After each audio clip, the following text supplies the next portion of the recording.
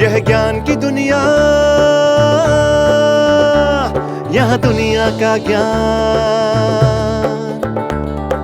कृषि विज्ञान और अनुसंधान, नए क्षितिज अब छू रही शिक्षा, ऑनलाइन पढ़ाई संग लग रही कक्षा. So I welcome you, all of you, to the third and final day of International Conference on Blended Learning Ecosystem for Higher Education in Agriculture 2023. I am Dr. Shashi Dahiya, working as Principal Scientist at ICR-ISRI New Delhi. And I, on behalf of the organizing team, welcome all of you to this plenary session 4. The theme of this session is Sustainable Digital Transformation in Education System. As we all know, digital transformation is an important process to integrate the digital solutions into our everyday life, and it affects all sectors of our society, including the education sector as well. This transformation needs to be sustainable in order to adapt to the changes imposed by the new technologies. In this session, we will see how digital transformation can be sustained in education sector. In this plenary session, we have 4 keynote speakers, and all of them are from the United States of America. One of them will be joining online. I think he has joined. The co-chair is, the chairperson is Dr. Joy Krishna Jena. Let me invite the dignitaries on the dais first. With a round of applause, please, let us invite Dr. Joy Krishna Jena, the Deputy Director General Fisheries Sciences ICR, on the dais.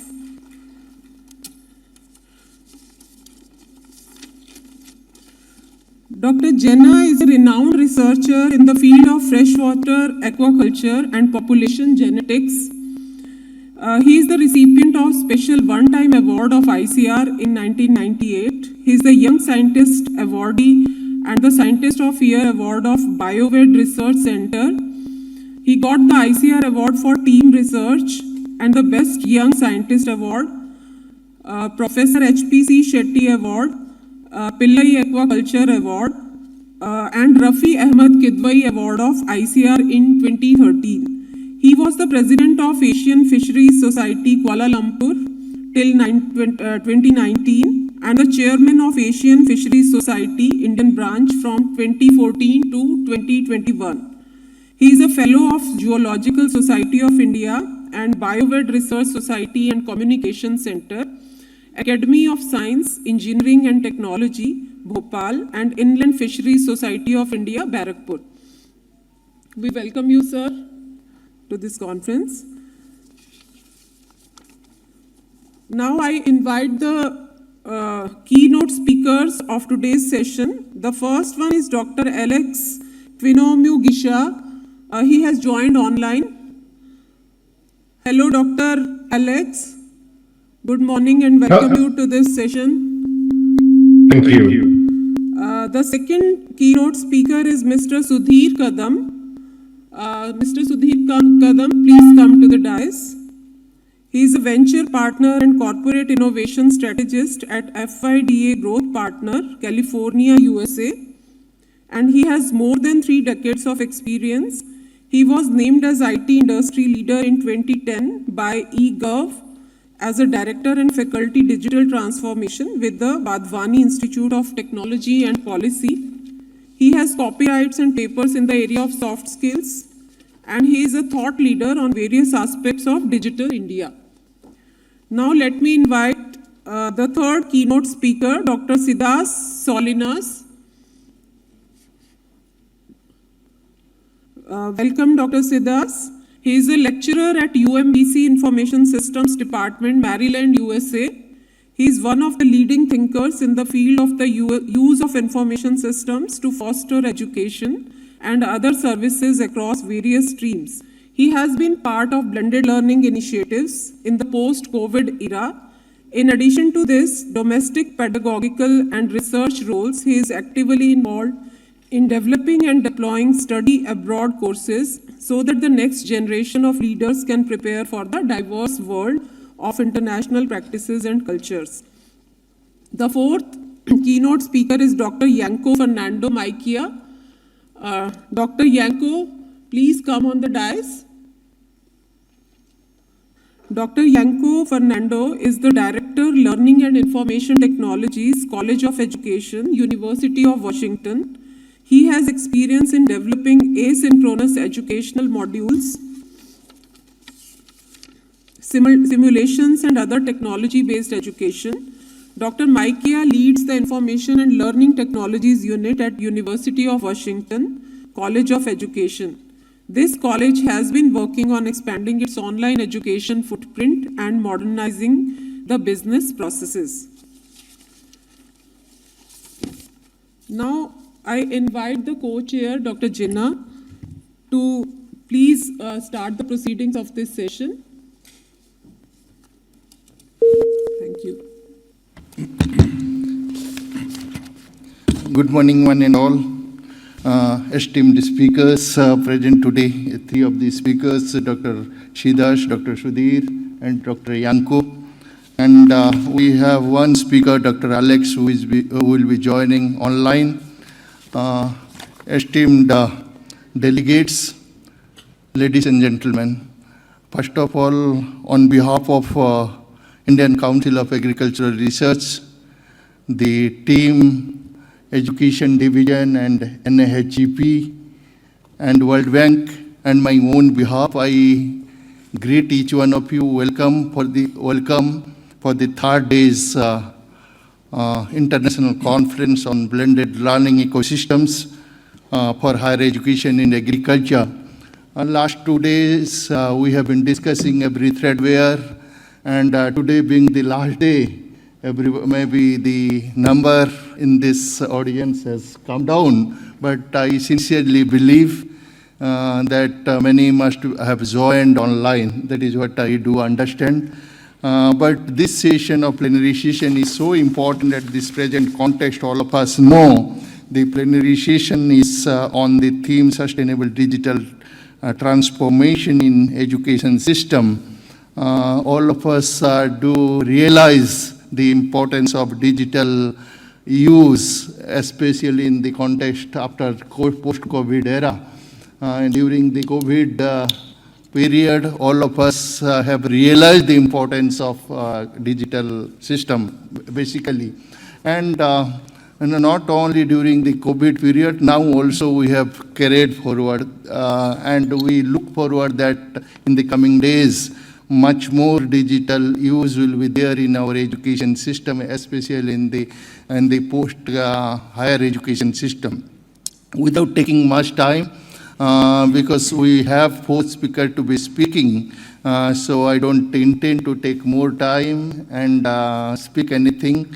And thanks to Dr. Agrawal, DDG Education, for the opportunity has given me to chair, and all the team members.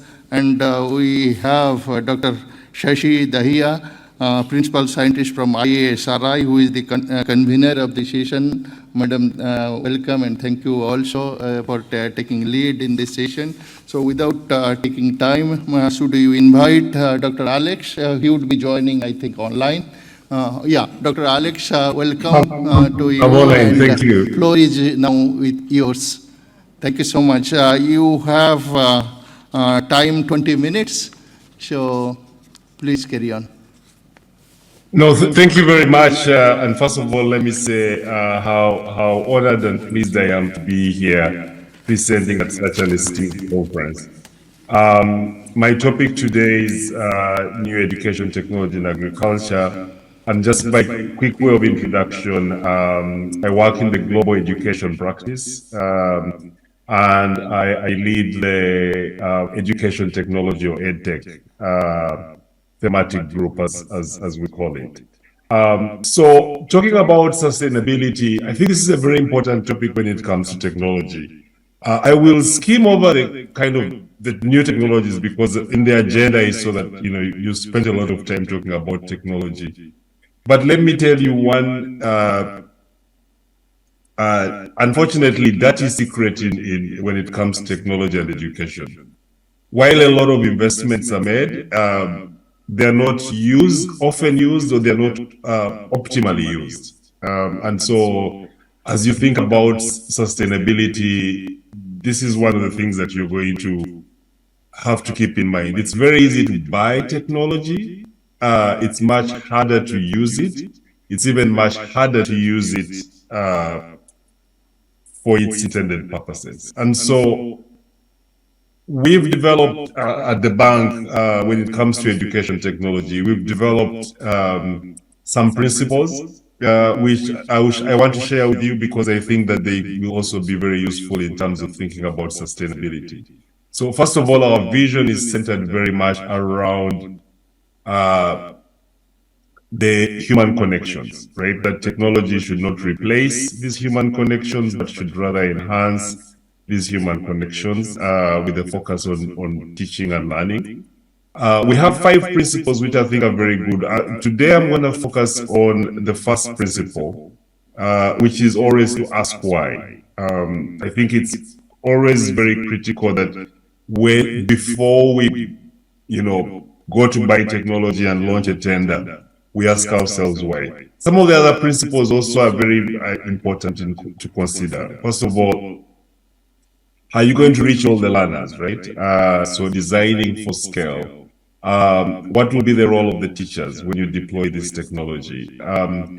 You probably will need to engage a lot of other people in the ecosystem, right? So we saw during COVID that, you know, everyone realized that the telecom companies play a big role, so you have to engage them. They are content providers. There are other people doing interesting things with technology that you probably need to engage.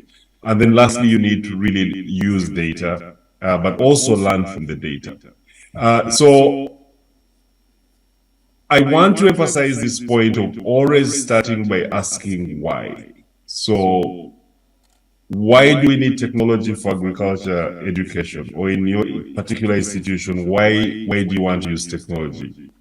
And I'll give you some examples of ways some people have answered this question. So first of all, recognizing that there is this nexus between technology is definitely transforming higher education, specifically teaching, learning, and research, but also technology is transforming the field of agriculture. And here I'm referring specifically to digital technology.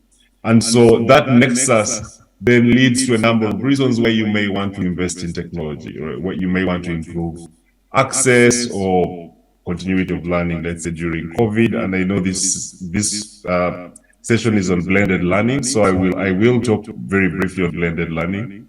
But also, we also see a lot of universities saying, you know, we want to teach students about technology, right? So this is learning about technology. It's exposing students to technology. It's making sure that they have the right skills. In everything you do, you really have to make sure that you answer that question first. Why do we want technology? A lot of the of people working in the education technology field, you know, we jump directly to the technology. We hear about this latest technology and we say, I think we need this technology at the university. We need to invest in it. But essentially, when you map the education objectives, or when you answer the question why the technology, you can very broadly categorize technology around technology for teaching and learning, technology for research, and don't forget about technology for management, right? Because you know, you run a very complex institution. You do need technology for managing it better. But today I want to talk very much about the management part. I'll talk mostly on the teaching and learning, a little bit on the research part, but more on the teaching and learning. So on the teaching and learning side, again, it starts with technology in the classroom. It extends to platforms that enable you to teach and learn anywhere, anytime. I'll talk a little bit about experiential technology, because some of my previous speakers, I think yesterday, covered some of this. But on the blended learning side, I wanted to give you a technology view, because most people tend to focus on the technology view, right? So, but in thinking about the technology view and blended learning, the fact that it's blended means you're going to have face-to-face in the institution, but even in the institution, you'll probably be using technology. But you'll also have students studying remotely, right, for some of the sessions. This is the whole essence of either they're in their dorm or they're at home, but you have to think very carefully what your technology looks like end to end, right? So what would be the experience of the student when they're on campus? What would be the experience of the student when they're out of campus? We saw a lot of challenges during COVID. We saw, devices were a big challenge. The students were saying we don't have devices. Internet access is expensive. I don't have internet access in the village where I am. And so thinking through all these things from the very beginning is really important. On the campus side, also thinking about some of the foundational technologies like the campus network, which can be a big weakness. And then, also thinking about and actually spending time understanding how your national research network, in this case, the national knowledge network of India works, is very important when you think about the blended learning. So the connectivity part, but the technology is actually a smaller part of it. And this is one of the things you really need to think about carefully, because this goes to the heart of sustainability. Again, don't focus very much on the technology. It's important, but do you have a clear vision and a plan, right? How are you going to support teachers? Do the teachers have the necessary skills to do blended learning? The students need support. So how are you supporting the teachers? Issues of assessment. How are you going to assess online or remotely? And who else do you need to work with to make this a success? One other hot topic today is AI. And I saw some people did talk about AI, but the AI basically, kind of three big roles in higher education, including in agriculture education, on the institutional side, which is the management side, which I won't talk about very much, but on the student support side and on the instructional side. So we are seeing a lot of universities deploying, let's say, chatbots. ChatGPT is an example of a chatbot type application. But chatbots have really evolved, and we see a lot of deployment of chatbots for student support and also early warning systems, right? To detect which students are likely to drop out and intervene before they do, or to detect which students are struggling. And then lastly, the personalized and adaptive learning, which I want to spend just a minute talking about. This is a huge one, and we think actually a game changer for improving education in general, using artificial intelligence. The evidence is, we're collecting evidence. We've looked at a number of studies. We've seen what those studies say. The evidence is very, very strong that this, the use of adaptive learning, specifically for, self-led or self-paced learning would be very important. And I believe you did discuss this yesterday, so I won't spend much time on it. But when we start looking at intelligent tutoring systems, they could be hugely, hugely beneficial. And so what most institutions now are doing is moving from a purely learning management system. And I know the Research Council is looking at having this management system, but increasingly looking at how do you add or how do you use artificial intelligence, or even maybe starting earlier with just data. How do you use data to drive and improve the personalization of these systems? Another one in terms of new technology that's really, really exciting is virtual reality or augmented reality. You can use it for a number of things. Imagine farm tours, imagine learning how to operate new machinery. We've actually seen projects where, there's some of the expensive machinery. Before the students actually get to physically use it, they go through some sort of simulation using virtual reality. You can reduce the cost of consumables, which tend to be very high in some of the courses, or if you don't want to expose students to risky situations, and you can visualize abstract concepts. Again, the evidence is coming in very, very strong that it actually does improve learning when we look at test scores. And then pivoting a little bit on the other side of the equation, which is if agriculture is getting highly digitized, are we actually preparing students to enter this world of a very digital agriculture? And there's this interesting quote I found from one professor when I was looking at this, and this doesn't necessarily, maybe this is maybe an insight into what's happening, but he had this quote that said, you actually need a lot of education to be a successful farmer these days. The days of just putting someone on the field are long behind us. So artificial intelligence, blockchain, again, which you talked about, I believe in yesterday's session, things like drones, IoT, all this stuff is impacting agriculture. And the question is, what are we doing about it? When we talk about any use of technology in education, I always want you to think about kind of what I consider to be the foundations, right? The basic connectivity, the platforms, the digital content, and the devices. But don't forget your teacher skills and don't take student skills for granted, right? So that human capability is also very important. And one that is often completely forgotten is the organizational capability. Does the organization have the capability to use data? Do they have the capability to even procure and manage edtech? Or do they have the capability to engage the ecosystem? So I leave you with some, I guess, takeaway messages, if you like. Again, re-emphasizing, always start by asking why. Put humans at the center, especially your teachers and students. Pay particular attention to equity. This is a big one because technology can widen inequities, but it can also reduce them. So making sure that all students have access, whether it's through the connectivity angle or the devices. Paying attention to gender and being very deliberate is also important. And then I think there's a growing recognition that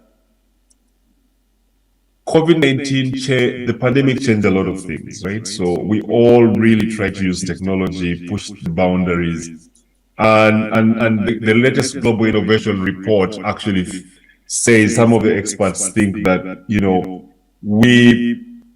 we probably did a number of things that would have taken us 10 years to do, right? And we did them in literally a few months. And so take advantage of those investments that have been made.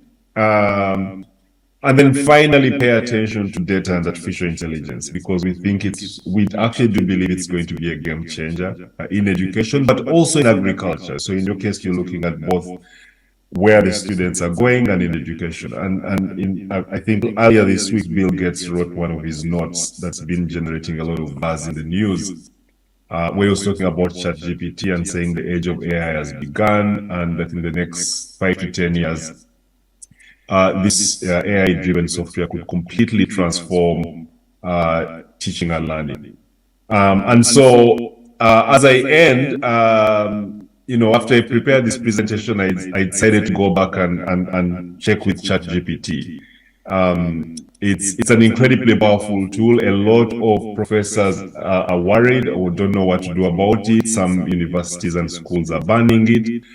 I would argue that, in the real world, no one locks you up in a room and tells you, "Oh, Alex, produce this presentation. You have 1 hour to do it, and you can't talk to anybody else." I think this, in the real world, is very different, and maybe education systems need to change. So things like ChatGPT, I think, are important. It came up with pretty much a lot of the same ideas that I came up with. I asked it, I asked it about transforming agriculture education in general. It told me about, some of the things we've discussed. I asked it specifically about developing countries. It told me, things like mobile learning, e-learning, or open education resources, which are, I think, very important. And then I asked it about examples from India. It was a little bit over the whole place, right? I was looking for examples in agriculture education, but it did give me some interesting things, some initiatives in agriculture that are really pushing the boundaries of technology.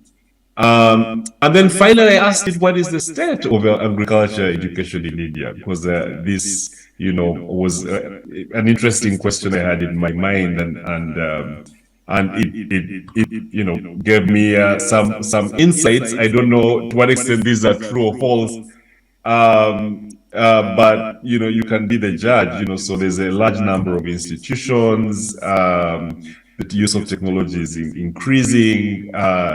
There's some questions about or debate about the relevance of the courses, especially as regards to sustainable agriculture, climate change, new technologies. It did say that there is some concerns around whether the education being offered today is very practical, and what you need to do. And this is where things like VR come in. It ended on a positive note, like it does most of the time, unless you push it a little bit. But this is an example of using new technology for education. Again, I hope this has been useful, and thank you again very much for listening to me and for inviting me to be part of this conference. Thank you.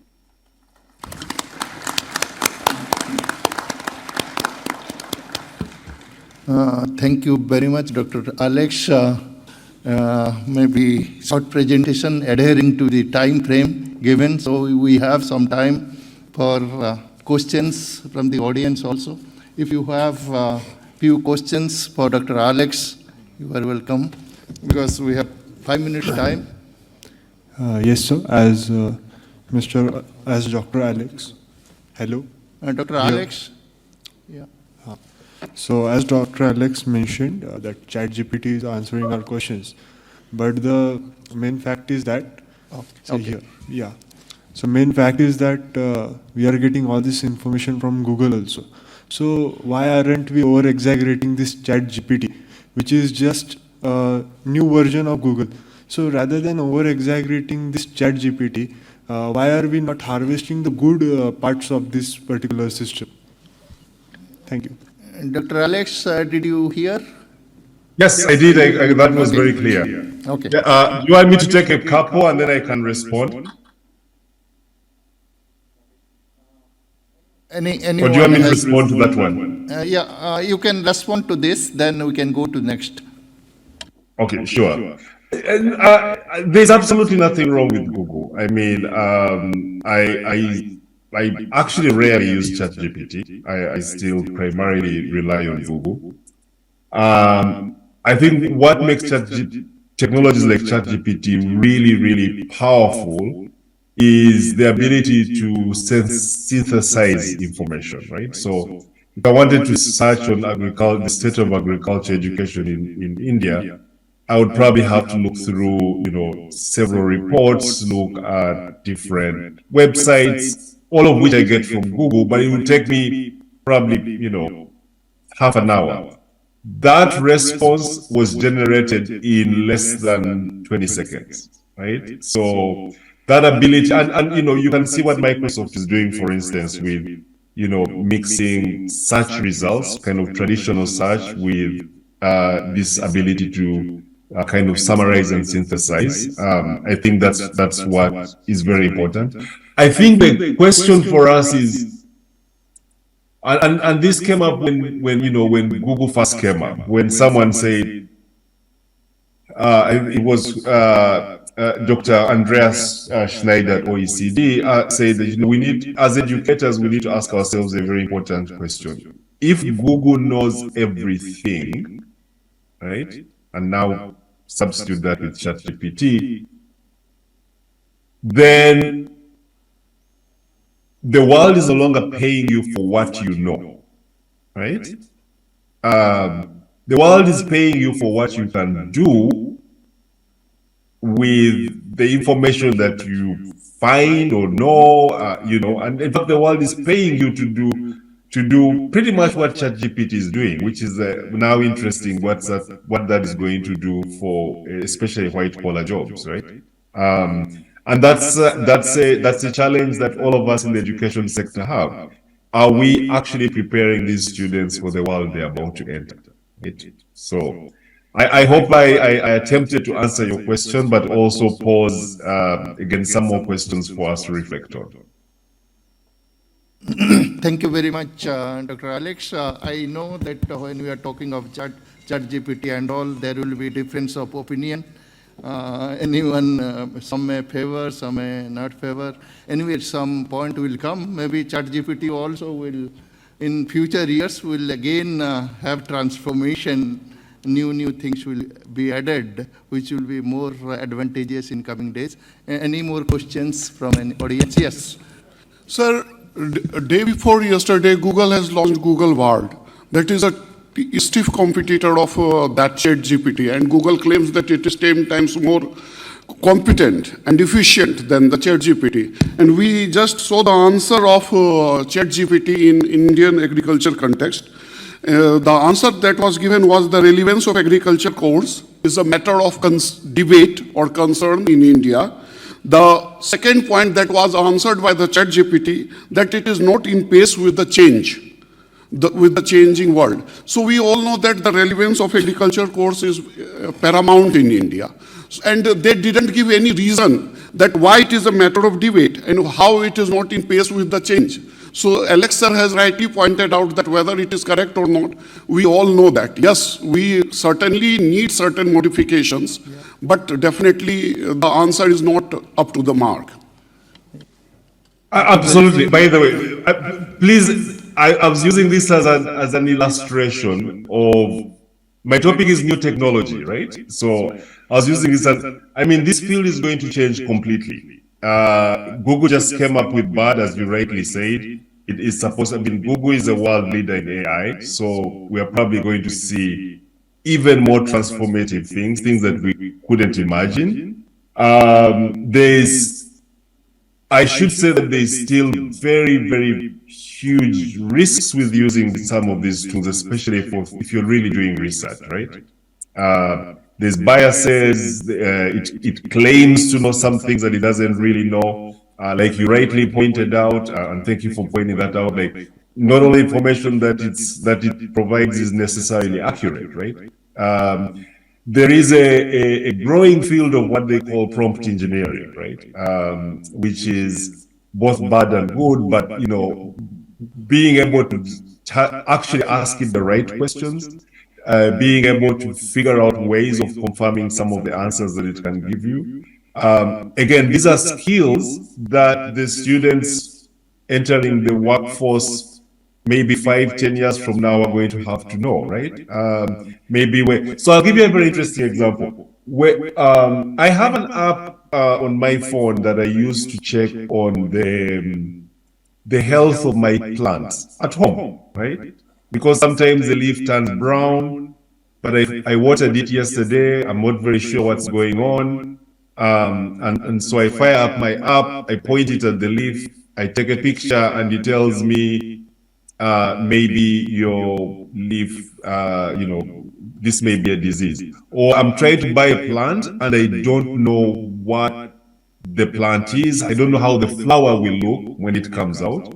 And again, this is just, you know, more ornamental plants. But you can see the application of some of these things to, you know, my crops. I take a picture of my crop, it tells me whether or not, you know, whether it's you know, if I take periodic pictures, at some point it could tell me whether my crop is growing, you know, kind of the right way or not. I can detect disease by taking pictures on a smartphone, right? Accessible to almost everybody. Soil sensors have become very, very cheap. So you can buy soil sensors that farmers can use, connect them to a mobile phone, and it gives you the data. So these type of technologies, I mean, are happening in the real world. The question I have rather is, are we preparing students for that world? I think that, I don't know, but that's the question that we all have to ask ourselves. One more question we can take, Sir, maximum one more question. Can I have a... Yeah. Thank you, Dr. Alex. You have nicely presented a very valuable topic and also theme-based topic. My just a little query. Hopefully, in IMISHE, there is this blended learning system used in higher education. I have just a little query. Any challenges this higher education is facing or with respect to students or teachers when this blending learning system is adopted in USA? Just from your experience, can I have? Thank you. Sure. No, very good question. So there are a number of challenges that we often face. And one of my slides, I was actually trying to emphasize the point that the technology is the easy part, right? I mean, you buy it, you install it, the IT guys will get it up and running. It's much harder to get it used, right? From the professors, because you need to generate all the content, right? It's not like Zoom where you can just show up and give a talk, but you actually do, there's a whole instructional design element to really getting proper digital courses done. You have to worry about connectivity. How will students actually connect to the learning management system? You have to worry about, do they have the device? Even very simple decisions like, is your learning management system interface mobile friendly? Because most likely most of the students will be using mobile phones to access it. Do they have this? Do the professors have the skills to do it? And then another challenge we find with a lot of blended learning systems, especially when most of the course is on the online part. Remember, blended means that you have some face-to-face and online. But if you're predominantly using the platform to deliver courses, and we've known this for a very long time, through any sort of distance education, and some people thought the MOOCs would change this, but they have extremely high dropout rates, right? But we also know why, right? We know that if students are not supported well, they will drop out. So making sure that you have a strong student support mechanism is really, really critical. We know that, encouraging things like peer learning certainly helps. Being able to track, because we kind of know the parameters that will lead to student dropout. So the early warning systems are very useful. And then that's where you have things like the adaptive learning and, beginning to use data really to see how your learning management system is being used, whether there are ways that you can improve it, maybe even making it a full adaptive learning system that can adapt and personalize and even tell when the student is perhaps not interested, maybe suggest other topics. So worry about the student is really, really, really important when you're doing a blended learning system. If you're using it to complement just your normal course, that you teach face to face, that's fine. But even then, you want, why invest in all that technology, right? You have to figure out what problem you're trying to solve, and whether you're actually solving that problem. I hope that answers your question. Thank you, Dr. Alex. I think already time for our next presentation. On behalf of the organizers, I would profusely thank you for wonderful presentation and for answering some of the doubts, questions raised by our delegates. Maybe Dr. Alex deserves a huge round of applause from all of you. Thank you, Dr. Alex. Thank you. Without taking more time, I would now request Mr. Sudhir Kadam. He would be speaking on digital disruption of sustainable agriculture. Already, Madam has already given about him. His brief biodata already has been spoken, so I won't repeat it again. Dr. Kadam, please.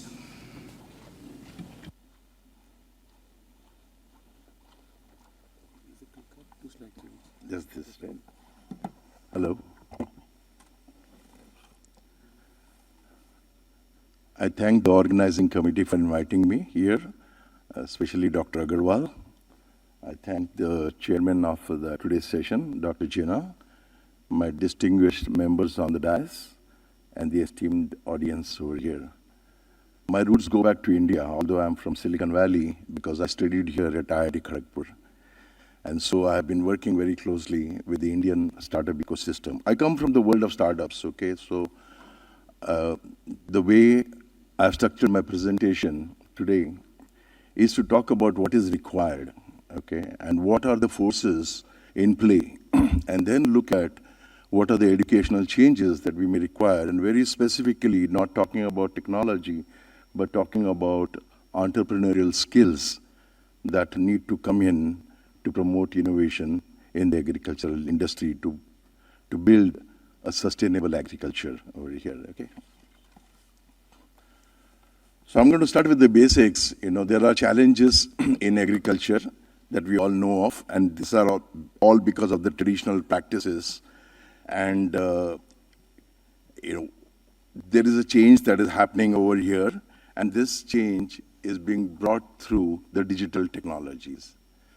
Okay, and we call it digital disruption of agricultural industry. Now, disruption is a very strong word.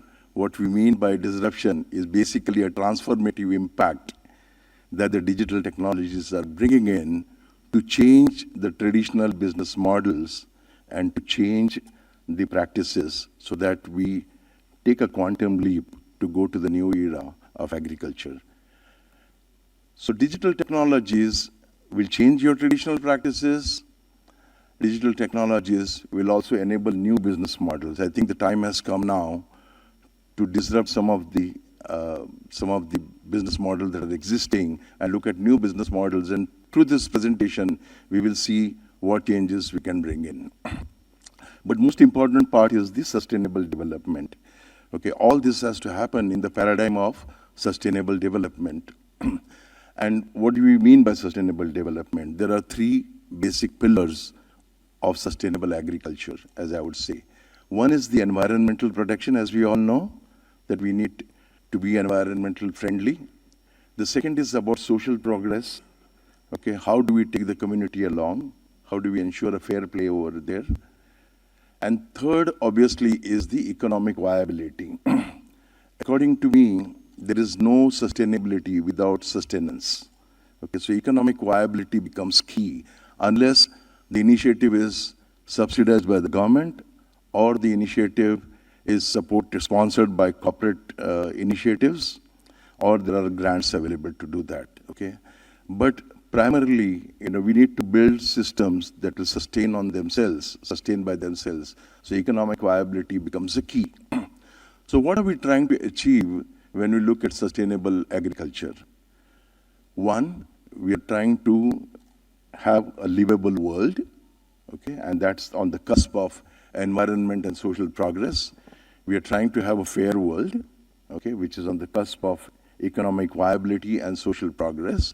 And we're trying to have a viable world, okay, the world which can sustain by itself, okay, rather than living off grants and subsidies and so on, okay.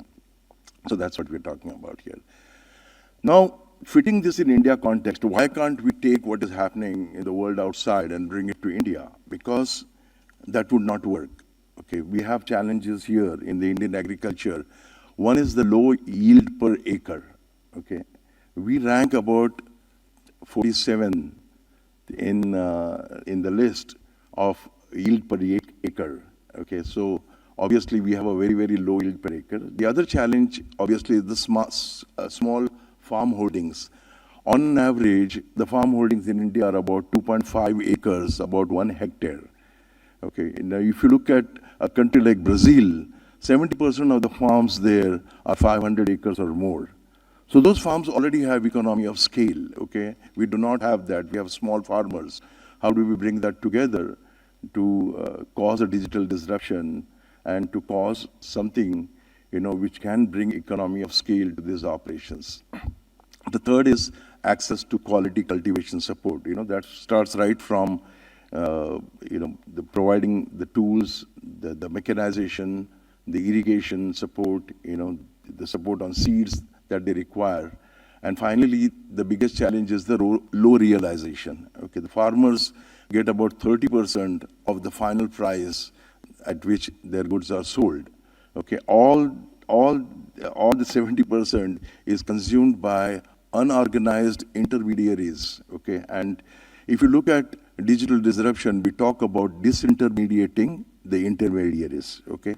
And so that is one of the opportunities available where the booty can be taken home to the farmer rather than being consumed by unorganized intermediaries, okay? So what are the tailwinds? What are the forces that are driving some of these changes? Okay, so one of the tailwinds is obviously the affordable technology. Okay, you can see this technology over here. There is fintech, there are drones, there is solar energy, there is computer vision, robotics, artificial intelligence, industrial IoT, cloud. All these are coming together. And as the technology is gaining momentum, the cost of the technology is coming down. Okay, so it is becoming affordable. So this is one of the tailwinds. The other tailwind in India, of course, is the smartphone penetration. Okay, we have very good smartphone penetration in India, and we have lower data costs. Okay, so which is what is enabling this transformation or this change. Okay, the most important thing for any such digital disruption is everything always connected. Okay, so which is now possible with the smartphone penetration, with the connectivity that we have, and the data tsunami because of the big data and so on. We have the data tsunami, which now helps us look at the data differently to understand, what needs to be done. Okay, what are the changes in terms of precision agriculture or whatever are the areas. Okay, so data tsunami is another big driver, that we should look at. And finally, the startup revolution, okay? India is at the peak of its startup revolution, and there are new startups coming up, with very, very innovative ideas, okay? And a lot of them are now, have now started working on agricultural innovations too, okay? As Dr. Jena said earlier, there is a perfect storm from the pandemic restrictions. Okay, so what happened during the pandemic time? You had restricted movement. You had migrant laborers that moved back home. Okay, so and people became health conscious because of the pandemic. Okay, so this is a perfect storm which is required to cause digital disruption. Okay, and we have that here. Okay, because of restricted movement, there were market closures. There were supply chain disruptions, okay? So that was one thing. So how do we handle that, okay? Then there were labor shortages because the migrant workers moved. So how do we deal with labor shortages? There is consumer demand for safe food. So how do we deal with that? And there were regulatory reforms. So this is very interesting because we had what we call as an APMC bypass act. Okay, I did not have to go to the same APMC to sell my goods. That means I can now explore and exploit, different markets. And how can this be done? The farmer has no way of going to different markets in different geographies, but they can do so with digital means, right? So let's look at the paradigm shift that is occurring because of this. One is the B2B, the business-to-business platforms are coming in, marketplaces are coming in, okay? Because of market closures, there are now digital markets coming in, right? Because of the labor shortage, there is precision agriculture coming in so that you can operate, with lesser labor, using drones, using sensors, using variety of technologies there. Because of the consumer demand for safe food, the farm-to-consumer brands have emerged in this country, right? So F2C, as we call them, farm-to-consumer brands are here, or we also call them farm-to-fork, okay? And then the creation of e-markets. And the retailing picked up. As people wanted to order online, the demand for ordering agricultural goods, okay, or my food, vegetables, online, took off. And that's where we saw a lot of e-markets coming up. So startups are reimagining the agriculture industry, and startups are in a good way, a good position to do that because of the entrepreneurial spirit, because of the collaborative systems that they use, and because of the innovative thought process that they have. I'm going to take an example of Nashik Sandbox. Nashik is a tier 2 city in Maharashtra and closer to Mumbai, it's about 2.5 hours drive from Mumbai. So I spent a lot of time, and I'm trying to participate in Nashik sandbox, to understand what needs to be done to make the sandbox more effective, okay? So let me first explain to you the sandbox, and let me tell you what are the gaps and how these gaps can be filled there, okay? So they created a sandbox over there. Why the sandbox was created? Because they wanted to be focused on local context. Okay, they didn't want to build a system which will mean everything for everybody. Okay, they wanted to focus on local context. What do we make here locally? We make grapes. Okay, we make tomatoes. We make onions. So they wanted to focus on local context. And how was this done? So first of all, they had the academia come in. Okay, so what did academia bring to the table? They brought research, they brought labs, they brought academic support, and a pool of new entrepreneurs coming into the system. So that's what the academia brought. Then they had innovation hubs. So Tata Consultancy has a project which is called Digital Impact Square, or we call it as DISC. This is a non-profit organization, and it is there in various cities to promote innovation. And there is another organization called Kumbhathon. Okay, so we have Kumbh Melas, right? And when the last Kumbh Mela was held in Nashik, they encouraged young students to come up with solutions to handle that. So all this innovation comes from these two organizations there, and they created what is called as an idea zone. They created an incubator. They created, that supports validation and acceleration of the startups. And they also support coaching and mentoring. On the other side, they involve the industry. Okay, so there's a well-known company called Sayadri Farms, okay, which is a classic example of how they are trying to disrupt the agricultural industry. It's a major player in the international markets too for exports. They brought in John Deere, they brought in Tatas, they brought in Bosch, because Bosch makes good sensors, and they brought in Mahindra. So what was the industry offering? Co-creation opportunities for proof of concept. You can do all the innovation, think in your mind, but unless you have an industry to run your proof of concept and prove it there, it's not good. Okay, technical validation, beta, trials, proof points, okay, and that's when they have these production opportunities. And finally, there was an ecosystem of support that came from technology associations, the communities, Pusa Rishi, Nidhi Prayas, which takes an idea from idea to product. Okay, we had Maharashtra State Innovation Society and the whole lot of other state agencies that got involved in this. So they focused on two aspects. One is the food producer organizations, or the FPOs. Okay, so I think everybody here is well educated on agriculture, so you understand, what are these different aspects of it. But I will take an example of, what are the innovations they are doing in the FPO operations, okay? So I'll take an example of spoilage reduction. If you look at onions, okay, onions when they're stored in the warehouse, 40% of the onions get spoiled, okay? So with the use of sensors to monitor the humidity, to monitor the airflow, to monitor the color of the onions and so on, they've been able to reduce 40% spoilage down to 15%, okay? So that is one of the innovations there. The other place that they're trying to innovate is in post-harvest supply chain.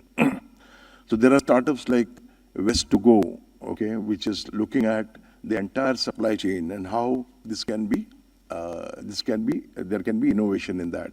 And one of the aspects in the supply chain is obviously processing center, which is at Sayadri Farms, and which is where a lot of startups can go and prove their startups working, okay? So you have computer vision startups which are looking at sorting of food items, okay, like sorting of grapes, sorting of mangoes, sorting of tomatoes, okay, and by different sizes, looking at the ripening, so there are a variety of things that are happening. So these are the two areas that they're focused on, the FPO operations and the supply chain, and this is a big area.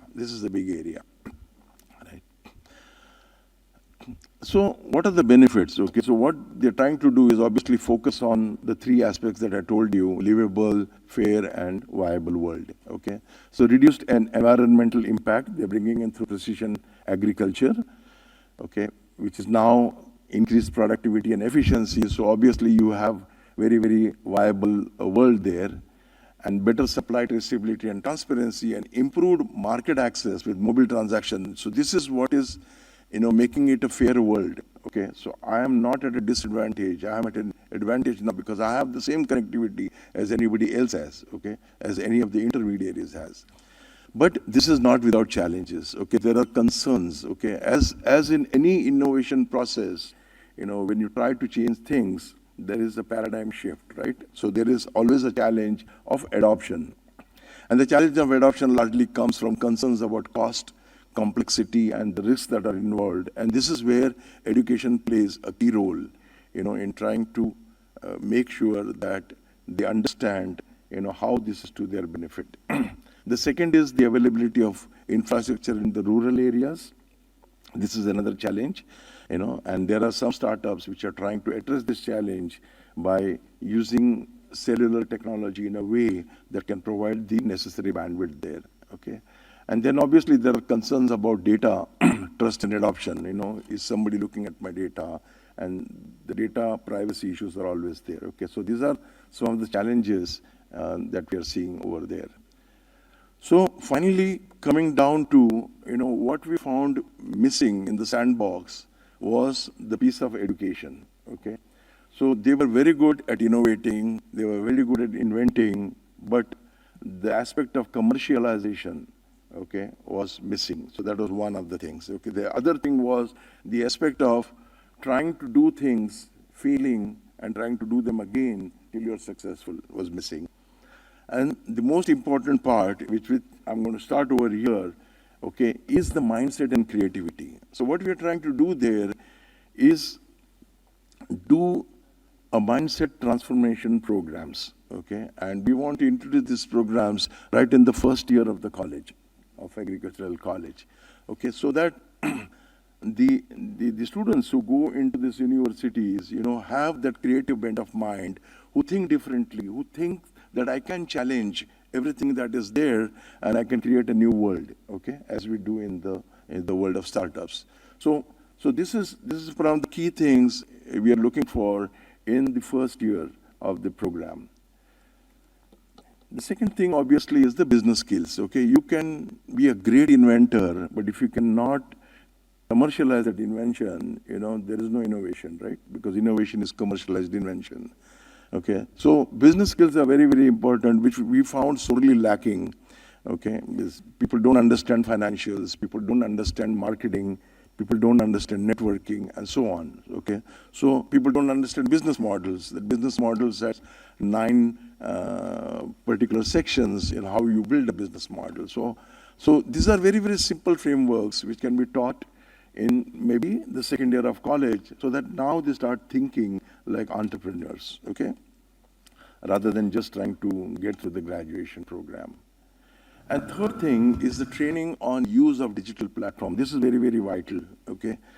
So we can introduce B2B marketplaces, we can introduce a lot of digital platforms. Do people know how to use them, okay? So how do we train people to get familiar with digital platforms and business enabling tools and services, okay? How to do marketing of my, how to communicate with the network that I have, okay? So this is some of the education that is required. And finally, of course, the whole process has to be very, very immersive, okay?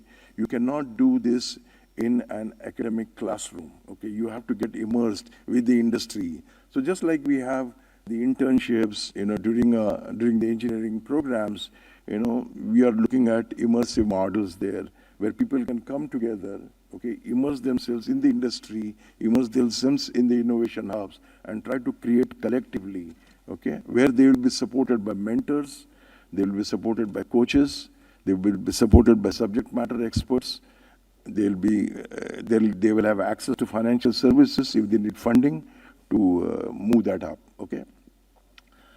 So this is the whole paradigm of the sandbox approach that is being fixed now in the AgTech innovation. And obviously, if you see the academia talent pool, the industry partners, innovation hubs, and community and government play a vital role in the sandbox. And the most important part, of course, is the entrepreneurial education and coaching, okay? Not just teaching agriculture, but teaching the entrepreneurial aspects of agriculture, okay? So that they can apply this in the working environment, okay? So you looked at the sandbox, now there is a working environment within that sandbox, which depends on the type of customers they're dealing with, the regulations, the partners, and the communities. And finally, with that, they can create a sustainable impact. Okay?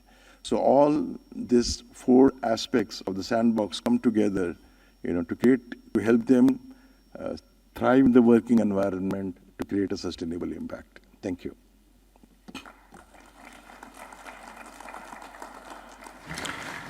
Thank you, Dr. Kadam, for a wonderful presentation, taking us to the startup system, to what are the issues and all. Now we can have few questions from the audience. Yes, please. Yeah. Hello. Thank you for the wonderful lecture. Introduce yourself. I am Lalit.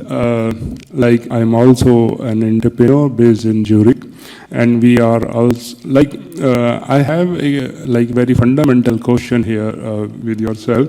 So it is how we change the mindset that can help in curating the innovation in the rawest form. People start recognizing things when the innovation attain a particular level or a particular milestone. But I really mean to say that, and I am fortunate enough that when I presented my things to Zurich and Basel Innovation, like this committee, so they liked my idea and they helped me in incorporating my startup there. But when we present the same thing here in different ecosystems, people feel differently, and they straight away say that it's there is no viability, there is no feasibility, because there is no evaluation system in place. So when you are not able to measure something, yesterday also Douglas said the same thing, that when we have not the right measure to measure something, then how we evaluate and assess the systems. So I'm just curious that how we can develop the mindset to create innovation in the rawest form. So there are 2 questions in what you said just now, okay? So one is, how do you change the mindset for adoption? Okay, how do you get people to adopt, right? So in any innovative process, in any innovation, there will always be the comfort of the old and anxiety of the new. Okay, and these are the driving forces, okay? So that is number 1, okay? So how do you present to them? So this is, the classic example of this is what we call as value proposition. What is the value proposition that you're presenting to them that makes it compelling for them to think of the new solution? So that's number 1, okay? The number 2 problem that you're talking about obviously is, in our terms, in a startup world, we call it product market fit, okay? So you have a product, but the market is not accepting a product, okay? Which means the market does not see that there is a fit for this product in what I'm doing right now, okay? So you need to go deeper down and try to understand why it is happening, okay? So are you targeting a wrong segment over there? Is your pitch not proper? Are you trying to do too many things? Are you trying to do too little things? If you try to diagnose those, and then there is a process to do that, which we do that with most of the startups, okay? And we are able to find out that, okay, this is what will lead them to product market fit, okay? So what is product market fit? That means the market wants your product, the market craves for your product, okay? The market would be unhappy if you discontinued the product, and the market is willing to pay you for that product. Okay, so there are frameworks which can help you do that, okay, and to change your value proposition, to change your segment. It could be the channels also. Sometimes what happens, if you do a direct-to-consumer channel, it may not, you may not have a good adoption, while if you go through a channel of an OEM, or if you go through a channel of another partner, which has that credibility, because credibility is one of the things that early stage startups are missing, okay? So that can help you get credibility. For example, if you look at this example I gave you about Onion Warehouse, right? The credibility for that has come through the FPOs on one side, because going directly to the farmers was not sticking. The adoption was not happening. So I told the startup, I said, go through FPOs, because each FPO is having about 35 to 40 farmers, okay? So going through FPOs were incentivized to do that, okay? And so that worked very well for them. The second thing that happened was, when they were looking at warehousing, Tata's got interested and said, we can build community warehouses where we can use this technology. So they got the credibility through a name like Tata, okay? So there are a few things in the startup world, which can help you get this adoption. I hope I have answered your question.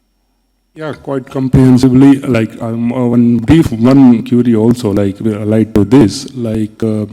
Although I know that we are more into R&D kind of things, and we are more suitable for Basel and like that area, dark region. But sometimes when we feel really to translate some of the finer things in the consumer market, like Asia Pacific regions, like China, and there when we really want to translate some of the finer things to create some new models that are being there in the dark regions there. So then I really feel that there is a quite reluctant we have to face, and I really mean to minimize that kind of reluctance with the mindset. So that's the point here. Thank you. Maybe we can have a discussion during, both of you can have a discussion during tea break, but because time is running out, one more question maximum. Yes, please. Thank you for opportunity. My name is Abhijit Chauhan, founder and CEO of CBROS Innovations Private Limited. As we all talking about transforming the agriculture education, the prime goal is to make entrepreneurs. So in that case, we need to implement IoT systems, machine vision, as you told earlier. For that, what should be the percentage of educating students and handling the smart sensors, smart machines, and installation procedure? How much the percentage of this activity should be added in curriculum? Thank you. Good question. Thank you, sir. So what happens in the startup world? So when we talk, so first of all, I'm not saying that entrepreneurship, we have to completely put entrepreneurship in agriculture. No, there are other aspects of education with other distinguished members who will cover that. I'm coming from an entrepreneurship area, right? So that's why I spoke about entrepreneurship. Okay, so that's number one. So basically, if you're talking about what combination of technology, okay, see, there are technological institutes, okay, where they know exactly how to do robotics and things like that, okay? We are not going to make agricultural universities into technological hubs, not at all, okay? They understand agriculture good, right? The technology universities don't understand that. So that's where, so if you look at startup, right, it is not about one way or the other. It's a collaboration of multiple things that happens, because it involves management, it involves technology, it involves knowledge of the domain. So what I'm trying to emphasize today is the knowledge of the domain, okay? You have the knowledge of agriculture, okay? You add entrepreneurship to it, it's just so that they think differently. Thank you, Dr. Kadam, because we have sort of time, so we sincerely thank Dr. Kadam for wonderful presentation. Thank you so much. We go to the next presentation by Dr. Siddhash Shoilinash. He would be speaking on blended learning for higher education in the post-pandemic era. Floor is yours.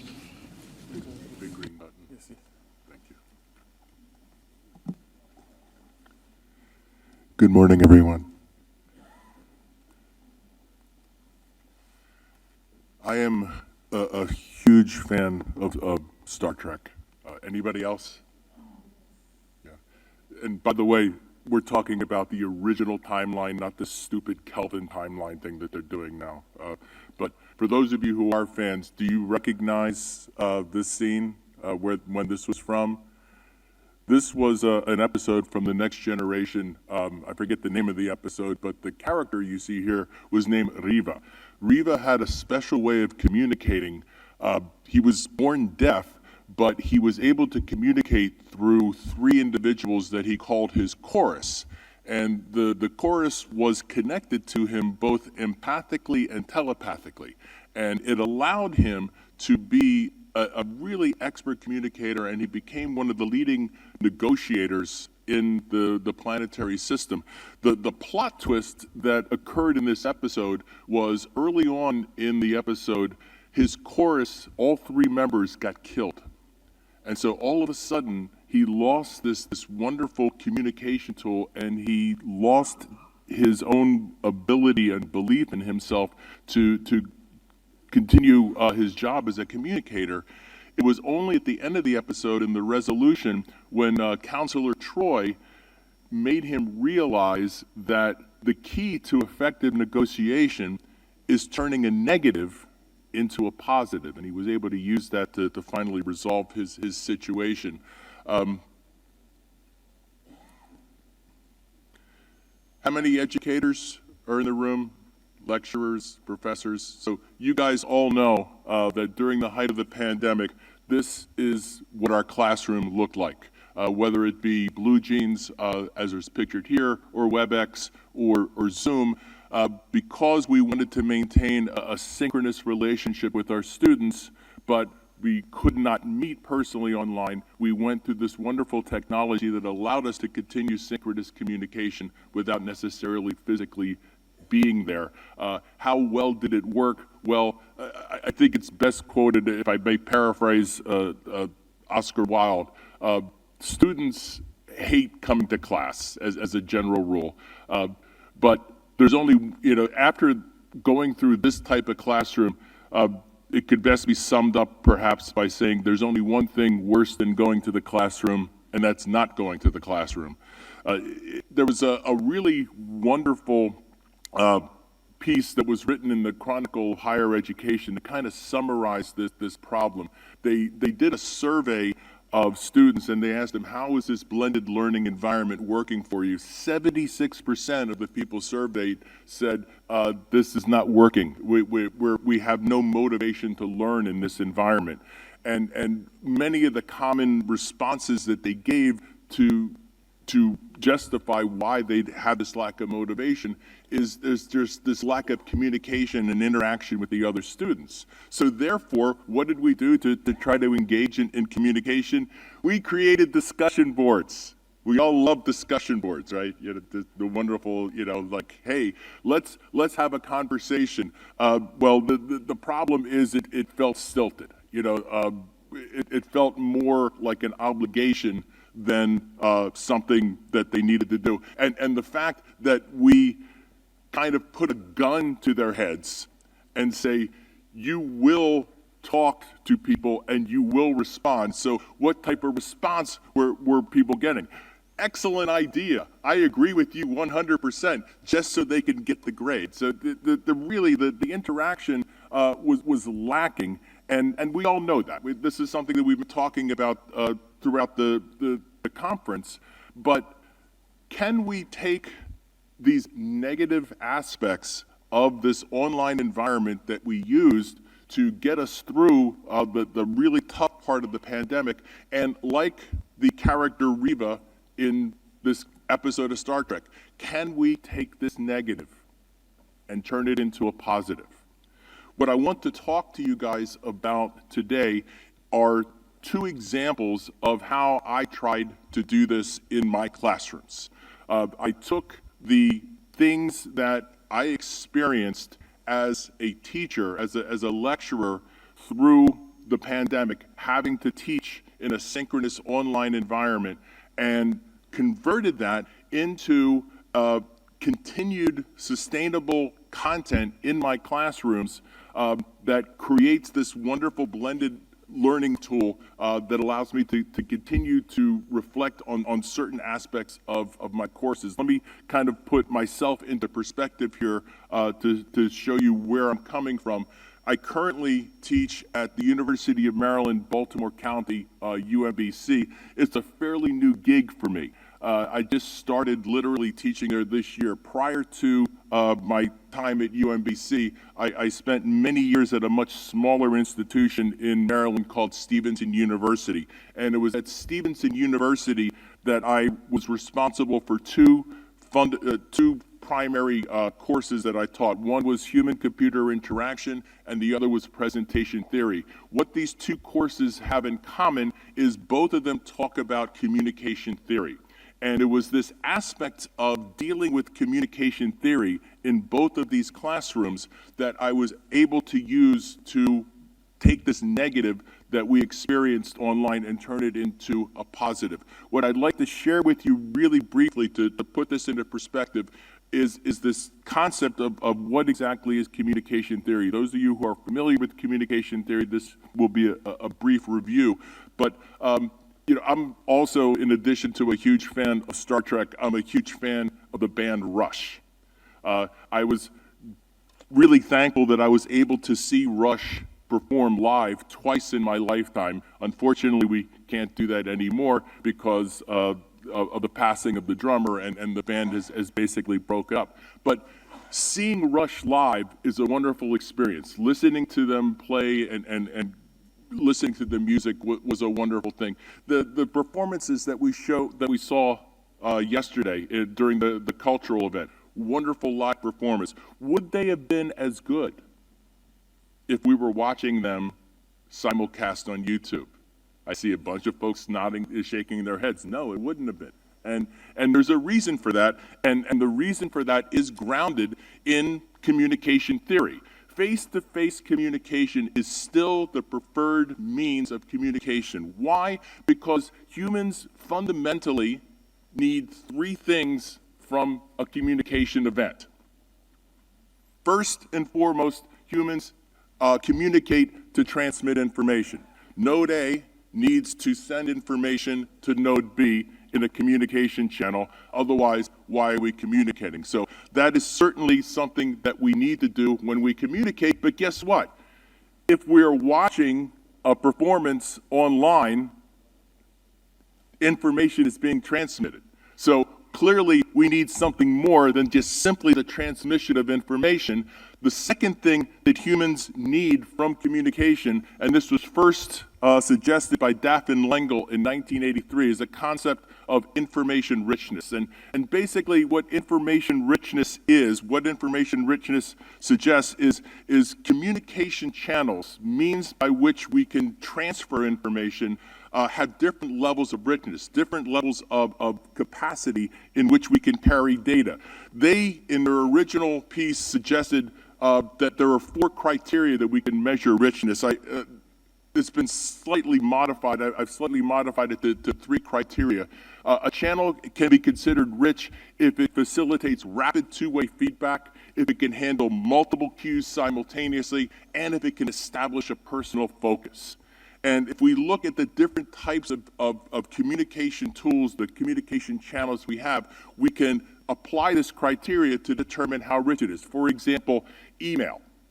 You know, does email handle rapid two-way feedback? Clearly it does not.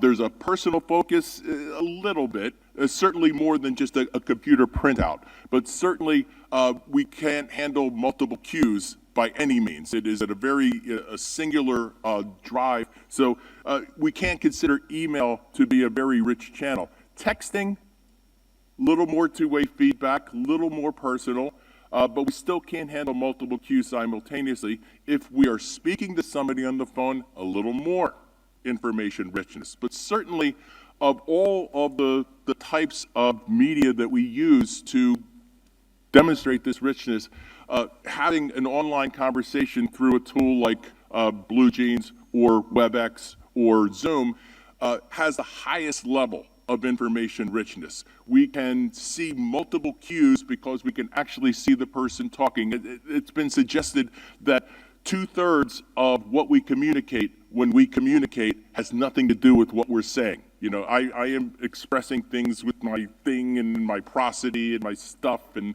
the way I dress. You know, that there's information, everything. If you guys were close enough to me, the way I smell is communicating something. So all of these things are there, and while you can't smell somebody online, you can at least see them and hear them. A lot more information richness is being expressed. So if this is true, if we are in need of transferring information as a reason that we communicate, and we need information richness, then why isn't the online experience working? Because we need a third thing from communication, a concept called social presence. I want to let you guys know that I calculated that it took me, that I stayed awake a total of 48 hours to get to this conference. Between getting up in the morning in my home in Baltimore and then boarding a plane in Baltimore at 9:30 at night, which by the way was delayed, and then traveling from Baltimore to London and then having a layover in London and then traveling an additional 9 hours to get to Dubai, and then going through customs, and by the way, there was a fight at the customs gate, so that even delayed me even more. So all of these, I literally stayed up 48 hours, I calculated. Does that describe anybody's experience here? Can anybody beat that? Can you beat that or tie it? Pretty close. Are we insane? Yeah, for different reasons, perhaps. Yeah. Why do I do this? You know, there was somebody in this particular session that participated online. I could have done that. I could have listened to these talks online. Why did I go through the trouble of going through all of what I needed to do to get here? This is a picture of a shot from the CHI conference that I attended. It's the premier human-computer interaction conference of the year. This was done in Scotland. I could have read all the papers that I wanted. They're published and I can read them, or I can watch all of the talks. I did not need to go there. Why do we actually want to go to conferences? The answer can perhaps be summarized by this concept of social presence. Social presence, in essence, is the sense of being there, a sense of actually being some valuable aspect of the communication experience, a sense that we are actually part of the experience instead of being somebody that's sitting on the sidelines, sitting on the outside. There's three fundamental characteristics that I think summarize social presence really well. A sense of intimacy. We are much more intimate when we are engaging in person as opposed to online indirectly. We have much more immediacy, we can have much greater level of feedback, and the sense of salience, the sense that we actually feel like we are part of something, that we are seen, that people know who we are. This is really why face-to-face communication is preferred. We have wonderful tools that allow us to communicate and offer a great level of information richness. It's not as high as face-to-face communication, but it's pretty good. But the problem with what we have and the tools that we use is that while we can transmit information, while there's a good level of information richness, what is lacking in online communication is this third aspect, the aspect of social presence. And so what I tried to do with understanding this and knowing that these are aspects of these two courses that I actually talk about. We talk about the need for communication and the three levels of communication in both courses. What I did is I tried to take the negative experiences that students would feel in an online environment and actually use them as content in my courses. And so two quick examples that I'd like to show you how I incorporate this. The first course, my presentation theory and application course, I like to say that this course helps students discover the cure to death by PowerPoint. We try to learn how to be effective communicators by focusing on 3 fundamental presentation principles: story, simplicity, and ownership. And so in the first portion of the course, we go over the theory on what it takes to be an effective presenter, and then we produce some deliverables. There are 4 presentations that my students need to deliver during the course. The first one I simply just call presentation 1. It's just their first attempt to try to present on a topic. Then they have to take that same topic and present it in the form of a pachakacha. Anybody heard of a pachakacha? A pachakacha is a presentation format where you are allowed exactly 20 slides to accompany your presentation, and each slide has to automatically advance after 20 seconds. You got to be really good to do that.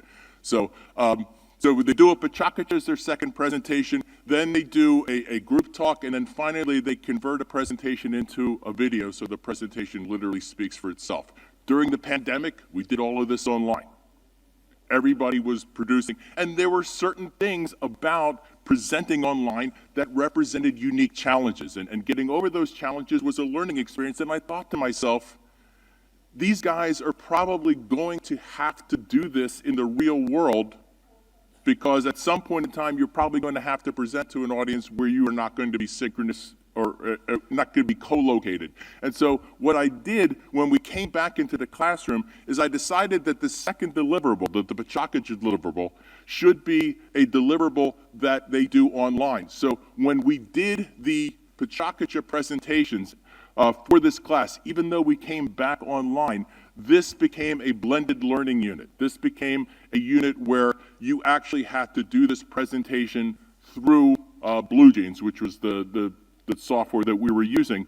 And as a result, the students experienced the unique challenges that presenting online does. It gave them the opportunity to see, and if I do have to present online, what are some of the things that I need to take care of? What are some of the things that I need to adjust? The other course that I taught, human-computer interaction, there is actually a section of the course where I talk about designing for effective communication. And you'll notice in my schedule, this is done towards the end of the semester. But this particular lecture, like the pachakacha presentations, is something that I chose to do online. Why? Because it's one thing to talk about information richness and social presence and why they're important. It's another thing to actually experience it. And so they get most of their lectures from me from that semester in person, but now they get this one lecture online.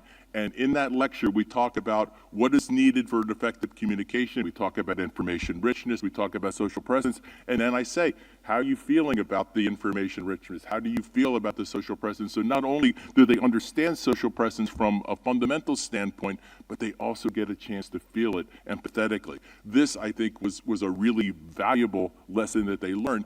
And to summarize the lessons that I learned from these two experiences, it's important that I shared with the students the value of being there. Holland and Sternetta did a famous piece in 1992 for the CHI conference called Beyond Being There, where they talk about the difference about designing for personal versus designing for communication. And while being there is preferred, and there is value in being there, there are unique challenges that we need to address when we're not there. We need to be able to identify them. My ability to show our students that type of thing in the second, in that human-computer interaction lesson gave them the opportunity to understand this. But I think it's also important that there is value added to being beyond being there. Yes, transferring information is important from a perspective of communication, but we need information richness, we need social presence, that's what we need. But guess what? If the amount of information that is transferred equals 0, then it doesn't matter how rich that information, how rich is 0. So if we cannot communicate, the only way we can communicate if we are not face-to-face is through technology.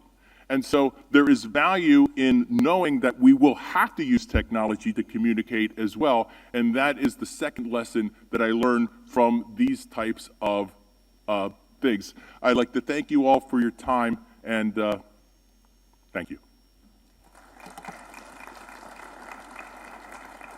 Thank you, Dr. Sidash. Can we have some questions for Dr. Sidash? Anyone from the audience?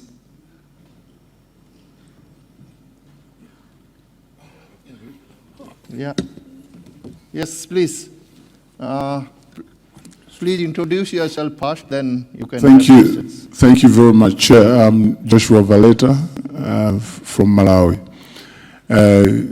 Thanks a lot for that great presentation. I think it contextualizes a lot of things. Yeah, picking on your mind a little bit, the third aspect of communication, social presence. I'm not a psychologist, neither am I a sociologist.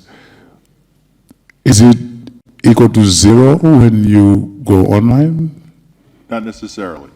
Thank you. Yeah, I would not call it a binary situation. Okay. But I think, and tell me if you disagree with me, we have much greater social presence right now than if you were asking me this question online. 100%. Yeah. But I'm glad that it's not zero, I think. It is not zero. I think maybe we should try and measure it, actually. That might be actually a good study. Exactly. Yeah. Let's work on it. Agreed. Thank you. So wonderful questions. And anyone like to? Yes, Dr. Sir, I would like to add, as you said that social presence is important or it is there in the offline teaching. But when it comes to blended learning, do we really need a lot of social presence? And in the offline part of blended learning, we are already providing the social presence aspect. So in the online learning, we can focus on the static information, static data, and maybe there we can miss out on the social presence. What are your take on it, sir? I think the answer to that is discipline specific. You know, the examples I showed you were specific from my discipline, in particular the courses that I teach, because they related to communication theory. My goal in this presentation was to simply show you how I was able to look at the negative aspects of presenting online and convert them into valuable lessons learned or learning lessons for my students. So it really depends on the course you're teaching. If you're teaching an intro to programming course, there are lots of things that you can do that really don't require as much social presence. So I would agree with you, but it would depend on the course. That would be my answer. Question, Dr. Sir. Yeah. Yeah, I'm Professor Kaushal, the Vice Chancellor in one of the universities in India. Sir, it's a wonderful presentation. I would like to congratulate you. I can't see where you are. You explained both the things. Okay, Yeah. thank you. Well, in the class and as well as the online. And the post-COVID, we experienced this situation. It's wonderful that you said that this information richness is required. And that comes to the social or in the classroom, we can say, when we talk of the teaching the students, right? But for the last 2 days, we are searching, and this is the third day, to what extent we should, what is your perception that to what extent we should go to the online teaching? Because you see, the theory, well, no problem, online. The practicals, again, a big question. Well, the online or offline?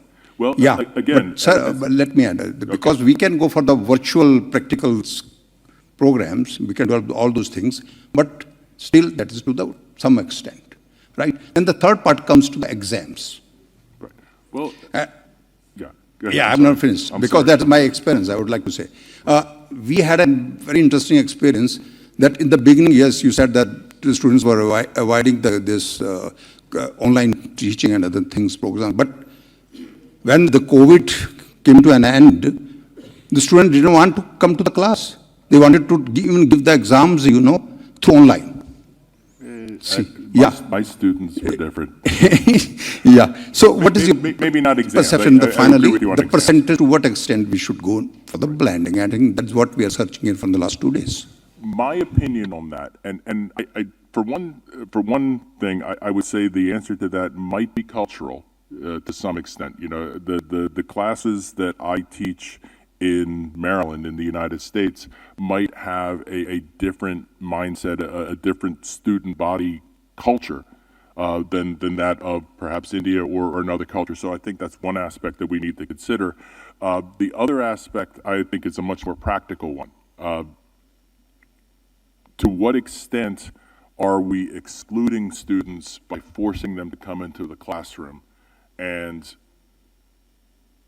those students, can we increase enrollment? Can we increase the revenues that our institutions have by attracting more students because they want to learn, but they can't do it because they cannot physically be there?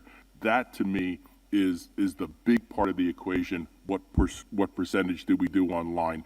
I think to some extent, as the previous question said, there are some things that notwithstanding, we can do online. We measure that class by class, and if we can hybrid, that's a big term that we have at UMBC now. Can we create a hybrid learning experience where we do some lecture online, but other things that we do, we allow the students to do offline? To me, it's a cultural thing, and it's also a class by class thing. What can we just allow the students to do without direct supervision? We put those online. Does that answer the question? Somewhat.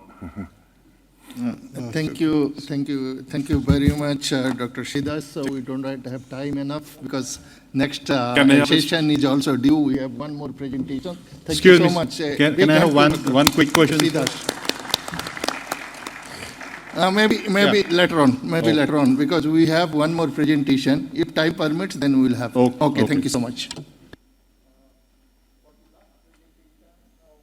Dr. Yanko Panedo. He would be speaking on sustainable business model for digital innovation. Floor is yours.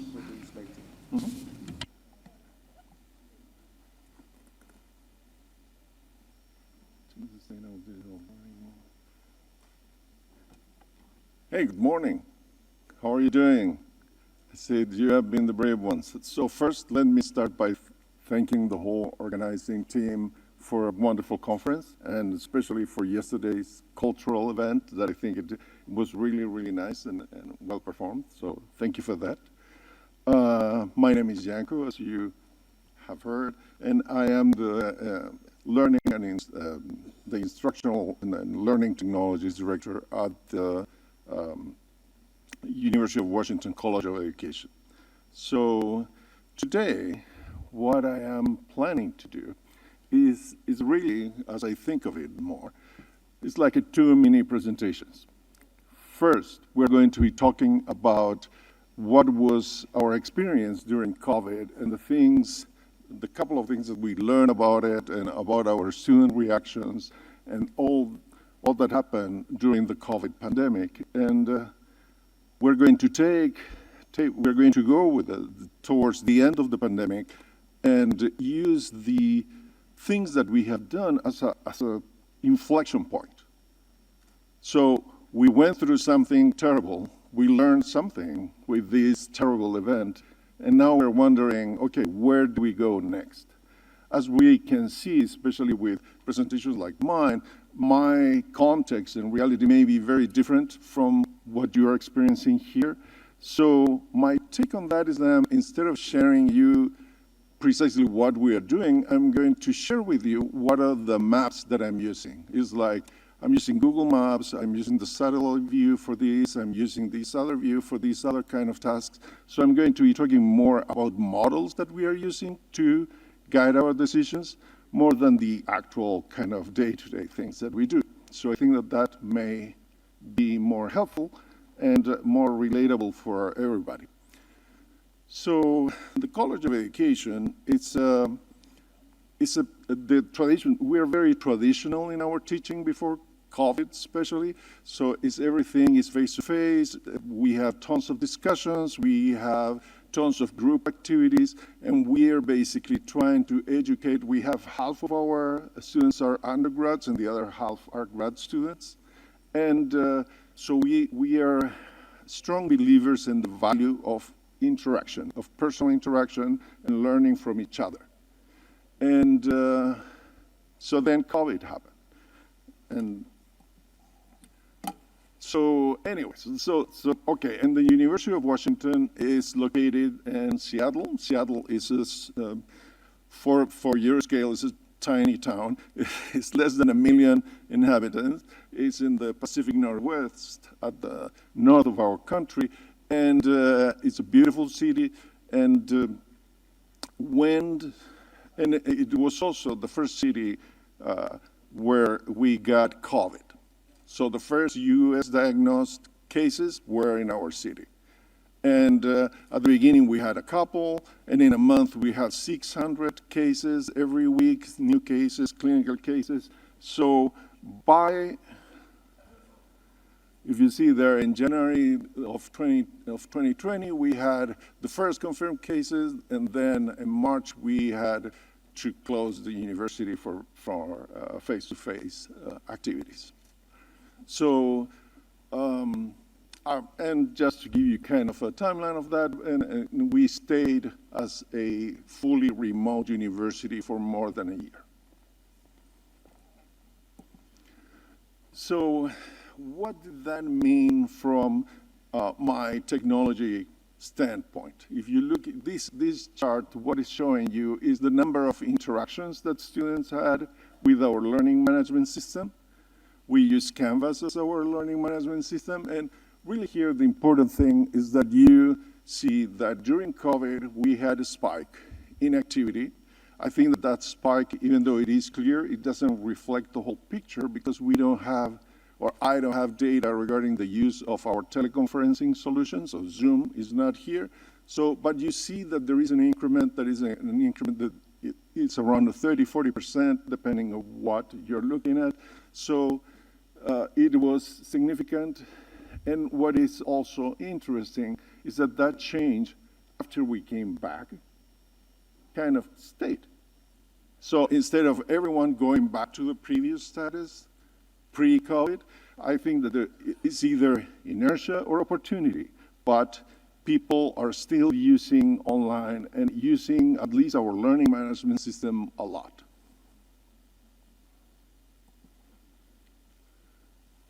So what happened with COVID? At the beginning, as you can imagine, our fear was our first reaction.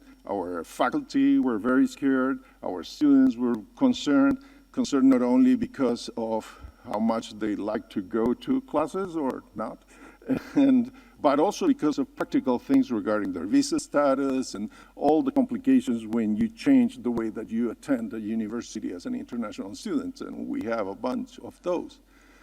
What we did right away was try to increase and diversify the support available for our teachers. So we tried to provide them with instructional design support, changes in our help desk, the way that our help desk worked. And for instance, we had students that usually provide face-to-face support, and now the students that were in those roles were in charge of helping with online, helping faculty who were not familiar with the technology to use and to help them during their initial conferences until they felt comfortable with that. As our university is very concerned about accessibility, and for everybody, we start doing much more remediations of PDF documents and online documents so they are readable by screen readers. We did more captions and transcriptions of videos and whatnot. So we increased the support. We try to prioritize being flexible, nimble, and try to adapt to any of the new day-to-day challenges. And we work in training our faculty and our students and the new technology that they would that may be using. So we offered that as an online, obviously as an online alternative, and so the main change at that time, and I think many of the U.S. organizations, was really a change on the content delivery without a change of the way of teaching. Meaning, if you did a 1-hour lecture at the beginning before COVID, you were doing 1-hour video lectures at the beginning. And that raised some problems. So we started asking the students, okay, how do you feel about this? How do you feel about the, how are we doing in helping you to go through this online training?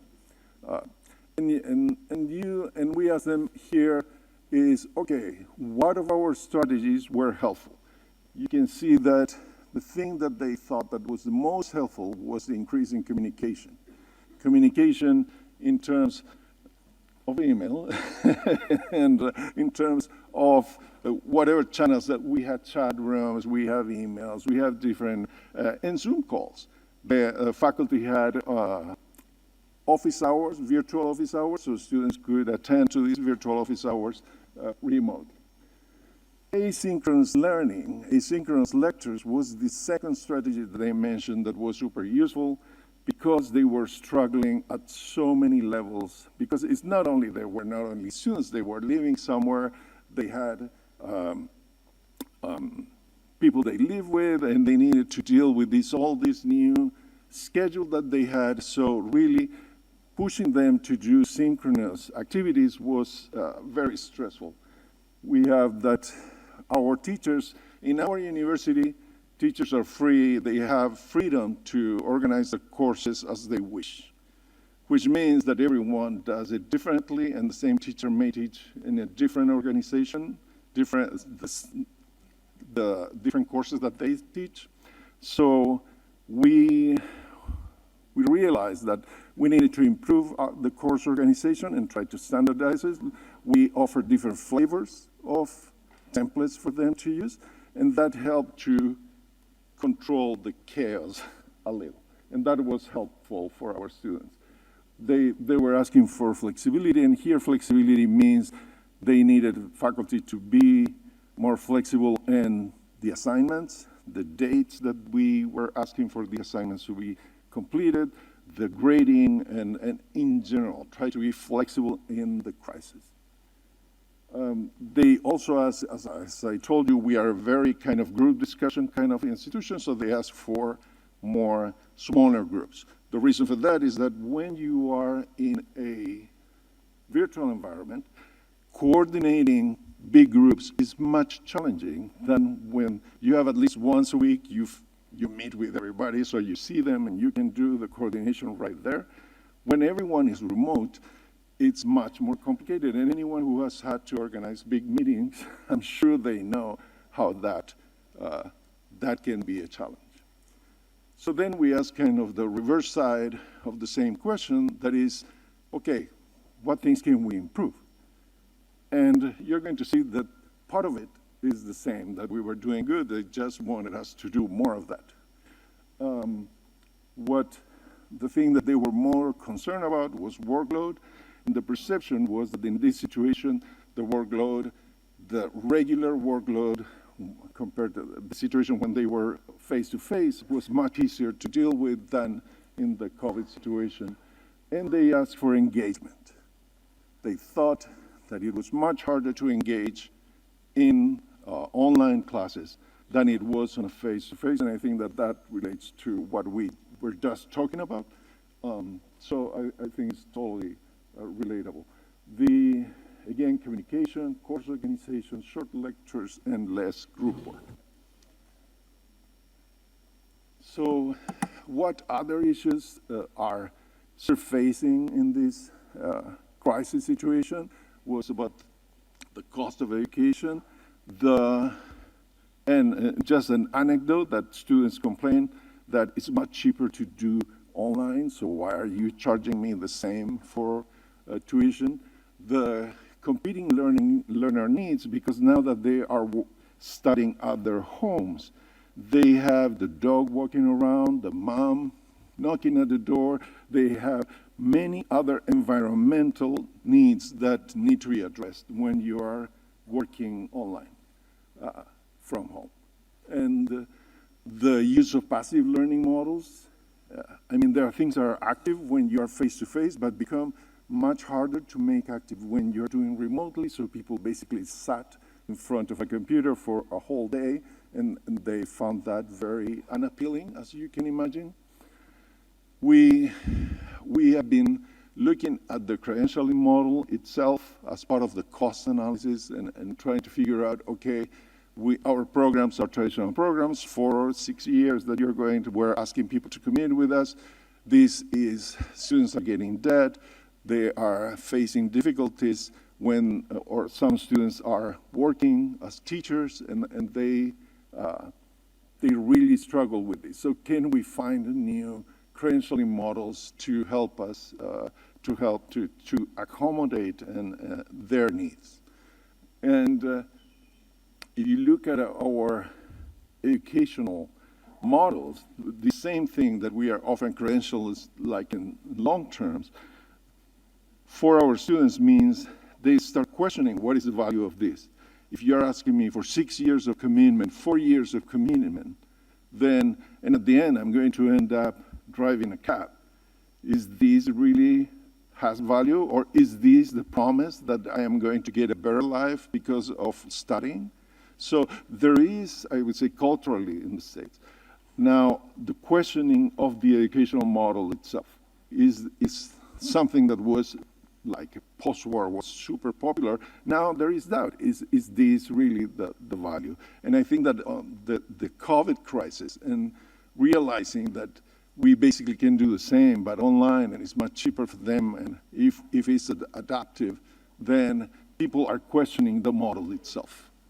So, it's okay. So we get to this inflection point where you think that we think that people have realized that change is possible, that we are in need of change, and we need to, and you look at what is happening with the use of technology, there is some inertia, or there is some enthusiasm, or there is less fear to use technology. So what are we going to do next?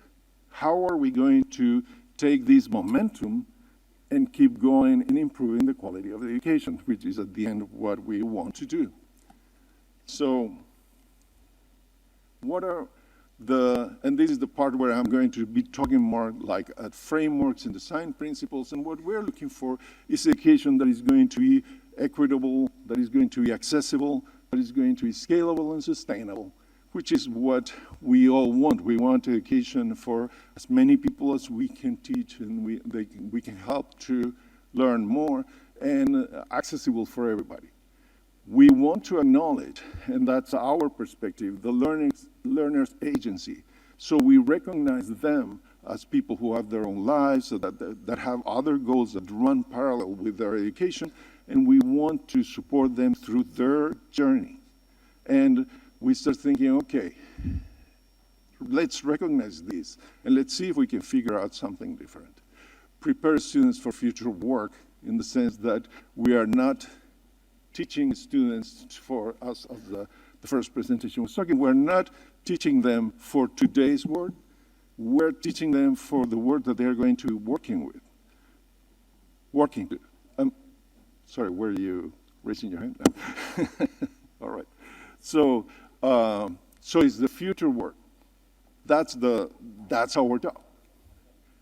So one of the things that we have been talking about has been this digital learning transformation. And in this paradigm, or in this model, we're trying to leverage the technology to enable major educational improvements. That's what we want to do. We want to enhance the learner and the instructor experiences and create a new instructional models and thought through policies, planning, partnerships, and support. So this is in this model, if you look at it, it is at the center of it, we have our digital learning technologies, and I feel comfortable with that because I am a tech guy. So you can emphasize the learning development, the instructor development, but you see that technology, learners, and instructors are the core of this model. Then you have the instructional modality, which is the blended learning, online learning, or other that you may prefer. There is what are the support services that we're going to be offering to grow and to support our students, our faculty, our staff, the partnerships that we are going to be forming with within our organizations and outside with other partners. And we are talking about the organizational policies and planning in terms of we are thinking about micro-credentials, we are thinking about new accreditation systems and how basically what is the product that at the end of the education students are going to be getting. So if we look at digital transformation in a little more broader terms, there is the technology layer with the educational systems. We have the infrastructure and the access of from our population to that infrastructure, as we were talking earlier, in terms of power access, network access, devices access, how is that ecosystem of technology working around them? What are the data models that we're using to support the integration of information across the systems? So you're going to have your learning management system, you may have student information systems that are the ones who keep all the data about your teaching. And you need to think that you need to integrate those within your organization, and maybe if you're looking at a national level, you need to think how are these data standards applied everywhere. So, and associated with that, the security and privacy of the data, of all the different kinds of data that you keep in your organization. Literacy, that is another thing that we have been talking about during this conference, is basically how are we preparing our workforce, how are we preparing our students, and what is the information literacy in terms of, for instance, we were talking about GPT, ChatGPT before. How are we preparing students to judge what is good information, what is bad information? How are we helping them to discriminate fake news or whatever you want to call it? And how do you discriminate the things that are true and the things that are false when everything looks the same in the screen? So that part of information literacy, make judgments about the truthfulness or not of the information that they receive is also key. And there are cultural dimensions to these changes. I mean, when we talk about changing the way the accreditation certification models, it's a big change. And what are the laws and regulations, and how are we bringing the people who are writing those laws and regulations to the table to talk with us? And so on. I mean, there is a multiple layer approach from that perspective. We had been talking about delivery modalities, and some people talk about learning models for this, I think are more delivery. And you can see that basically we make distinctions in terms of if this is synchronous or asynchronous, if this is fully online or how much of online or hybrid it is. 2 minutes. All right. So those are, what are the other things that we are talking about during these conversations about the emerging technologies? And in this, we had talk, and I'm not going to go too deep in this, about extended reality, about the importance of robotics. Blockchain is very promising in terms of credentialing to Internet of Things. Generative AI is not only ChatGPT, but there are other technologies that do this thing of creating new associations of things that we have either as video, images, and who knows what else. Analytics and predictive models, and nano or micro training. Those are kind of emerging technologies this day.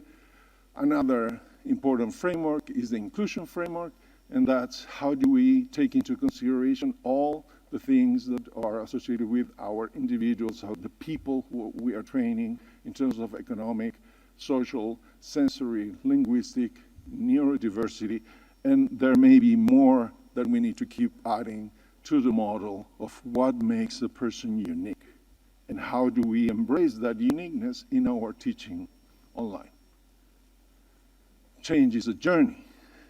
That's the other thing that we also have been talking about here, that it is not that we buy a thing, put it in some place and use it. It is a process. We are not talking about the center is not in the technology itself, but in the change process that we are implementing and how we make that sustainable. How do we break it into smaller goals and milestones? How do we align it with our mission? How do we build communities of practice and identify sponsors and partners? And finally, when you think about technology adoption is not a straight line. We are all going to start talking with the guys who are innovators or early adopters that get excited about this, who like Star Trek, who enjoy the change and enjoy the experimenting with new things. But that's a tiny slice of your target audience. The rest of the people are waiting for you to present a holistic solution that is sustainable, that is almost transparent, and that they can have a warranty that is going to work. The distance between your early idea and an idea that can be purchased or that can be implemented by a broader audience, that is what we call the adoption gap. And there are books about how to bridge that gap.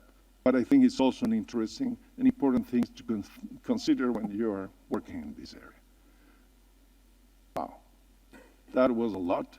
Thank you very much. I don't know if we have any time for questions. Thank you very much, Dr. Yanko, for wonderful presentation. Maybe one question only we can take, not more than that.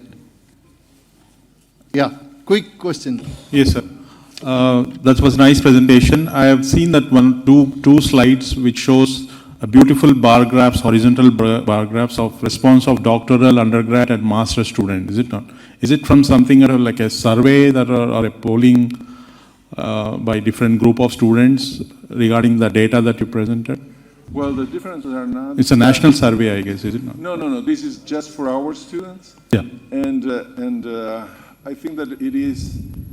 So in our college, the activities of doctoral students are very different from undergrad in terms of we are much more research center for the PhD students than the other ones. So I thought that it was a value to differentiate them.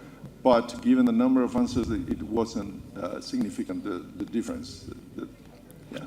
So it's a diverse response you got, right?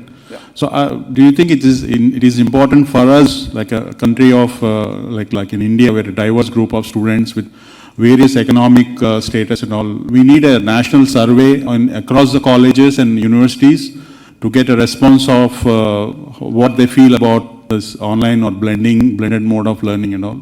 I think it would be very interesting. Yes. I think that every place is different, and it's going to be, at the same time, I think it's super cool to have like everybody's, but you need to be careful about oversampling your study in terms of, okay, you're not, even though you're one country, is not one reality, so you need to try to figure out, get your data, and figure out how to differentiate your different groups within your population. Yes. Okay. Sorry, we are 45 minutes behind the schedule.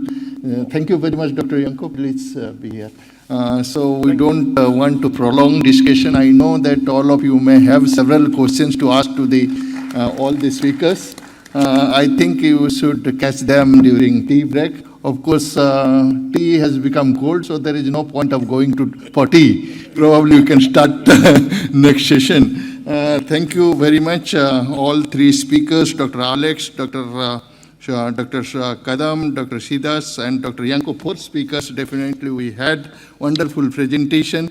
I know we could not give enough time for each one of you and for the audience also. And thanks to Dr. Shashi Dahiya, who has been the convener of this program, and rapporteur Dr. Showman and Dr. Shapna. I am sure they must have noted everything, all those things. I don't want to, again, take time to summarize because already we are late.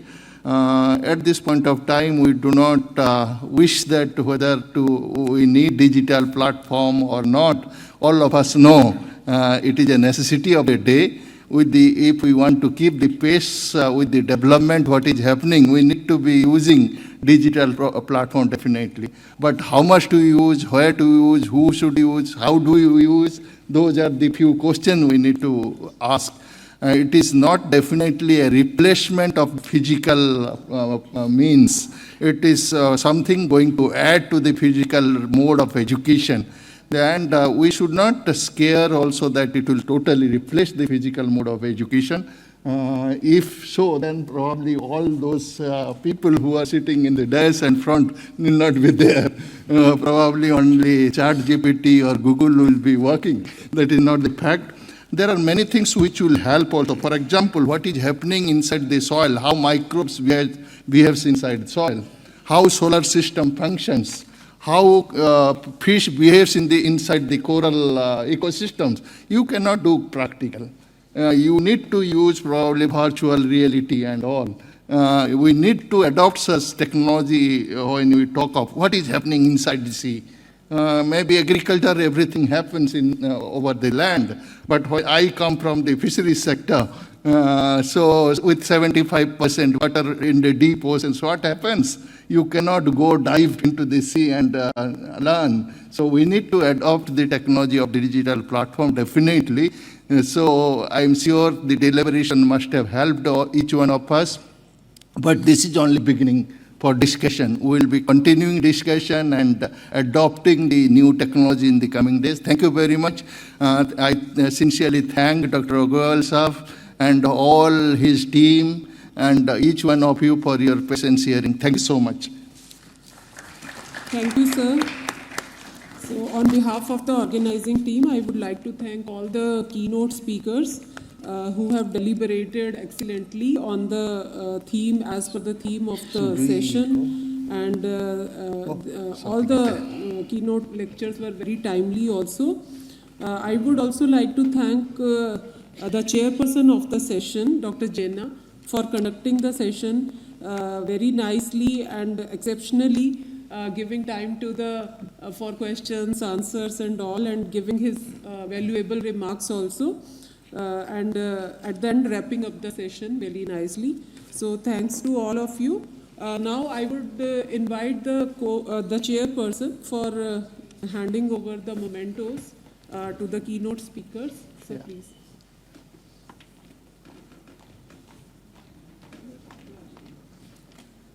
Thank you. Should we go front? Better. Yeah, please come. Maybe front. So, good for us.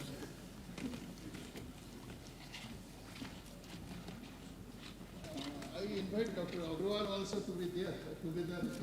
Yes, sir. Please come. Yes, sir. Sir, I also invite Dr. Rajendra Prasad on the dais along with Dr. Agrawal. So, thank you, Dr. Sudhir Kadam.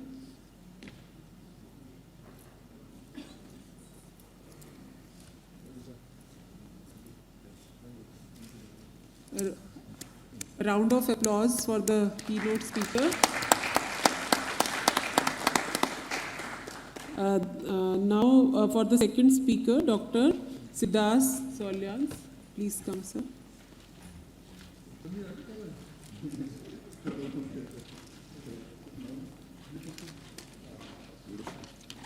Good job. It's a beautiful one. A round of applause for him.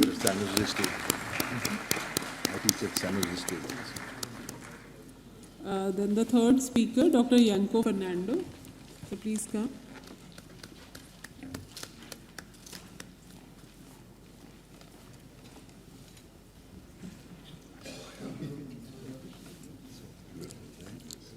A round of applause for him. Thank you, sir. Now a memento for the chairman. Thank you, sir.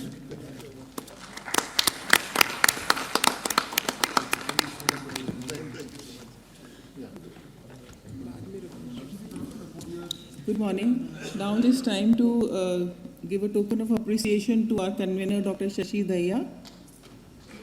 I would like to call upon our rapporteurs, Dr. Somen Paul and Dr. Sapna, to kindly come on stage. Sir, bas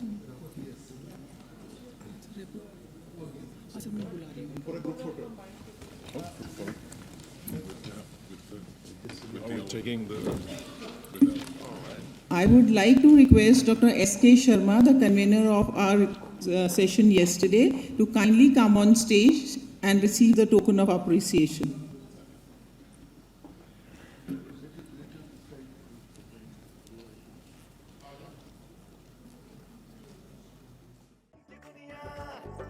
दुनिया का ज्ञान, ये ज्ञान की दुनिया